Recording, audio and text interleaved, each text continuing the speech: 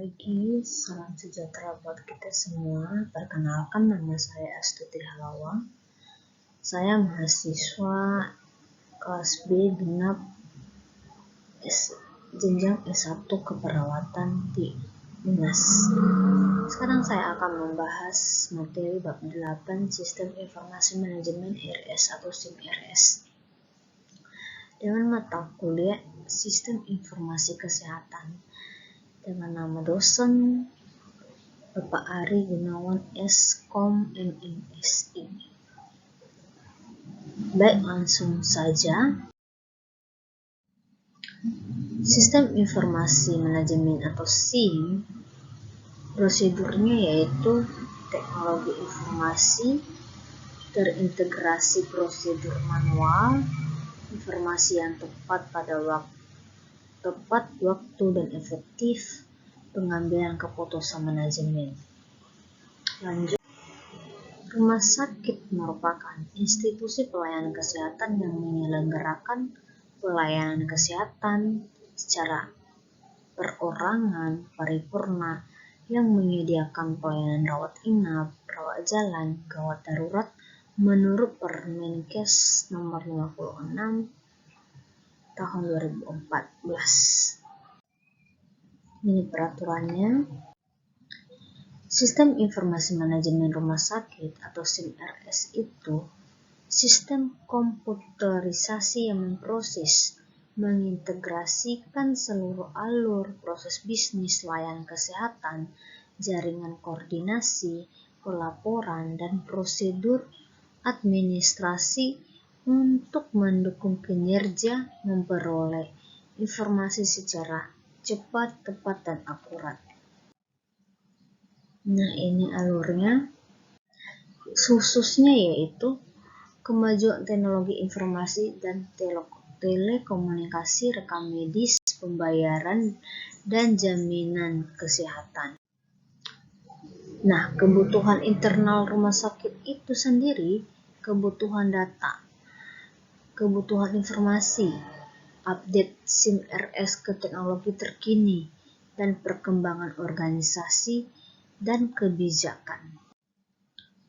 Tujuan SIM-RS itu yaitu meningkatkan kinerja dan layanan bagi pasien, staf rumah sakit, dan dengan mempergunakan manajemen informasi dan komunikasi teknologi. Manfaatnya ada dua juga, secara umum dan secara khusus.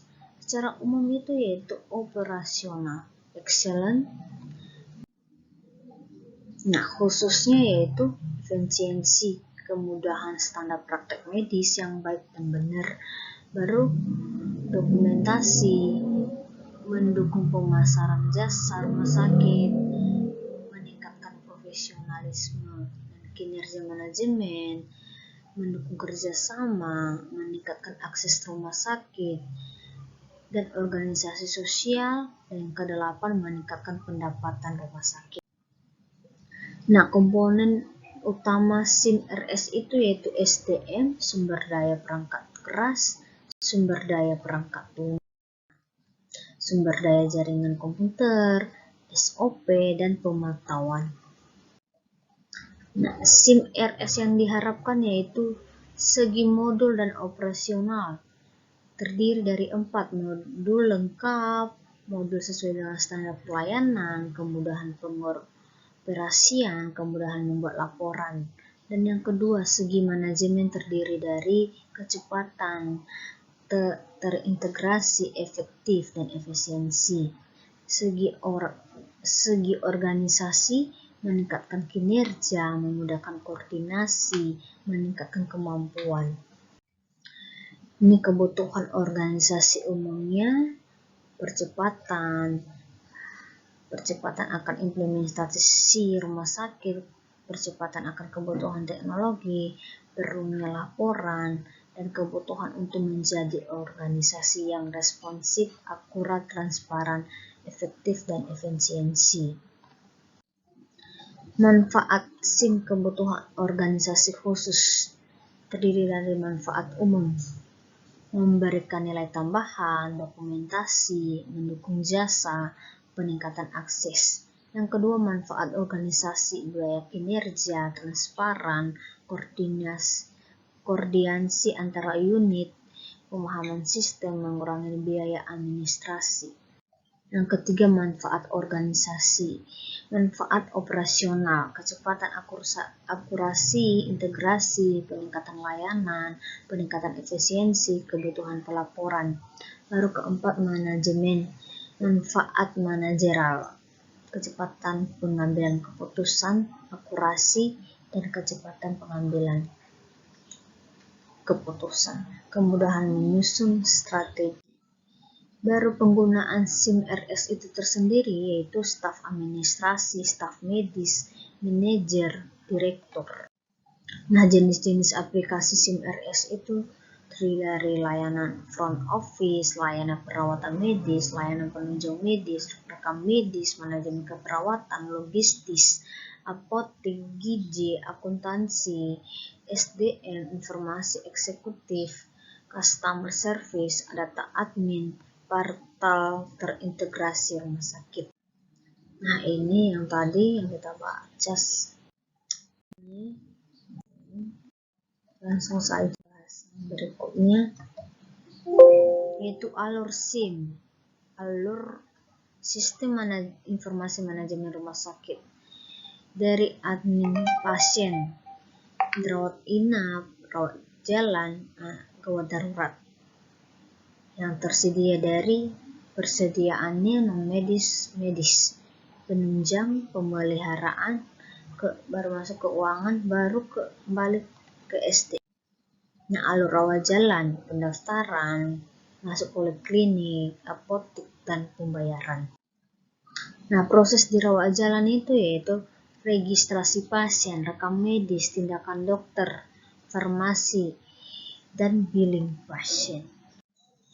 Nah, penunjang medik, permintaan pemeriksaan, data hasil pemeriksaan, persediaan bahan medis, billing, dan laporan-laporan.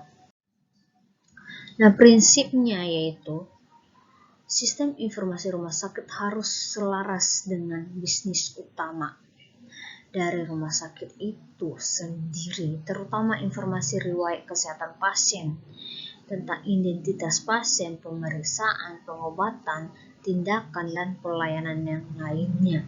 Yang kedua, informasi kegiatan operasional. Proses bisnis layanan rumah sakit. Yang pertama, pelayanan utama, pendaftaran, pelayanan administratif. Dan ketiga, proses bisnis data tidak terstruktur. Baru pelayanan utama yang tadi nih, di sini akan kita bahas. Baru yang kedua, pelayanan administratif, bisa kita lihat. Ketiga, nah contoh pendaftaran pasien, kita isi data-data pasien atau pasien sendiri bisa ngisi.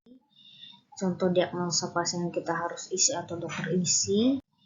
Baru cara penginputan diagnosanya kita bisa lihat. Ada dari rawat jalan, rawat inap, dan penunjang atau gizi. Nah, keamanan sistem informasi manajemen rumah sakit itu tersendiri yaitu keamanan fisik, keamanan jaringan, dan keamanan aplikasi. Sekian dan terima kasih presentasi saya. Tuhan Yesus memberkati.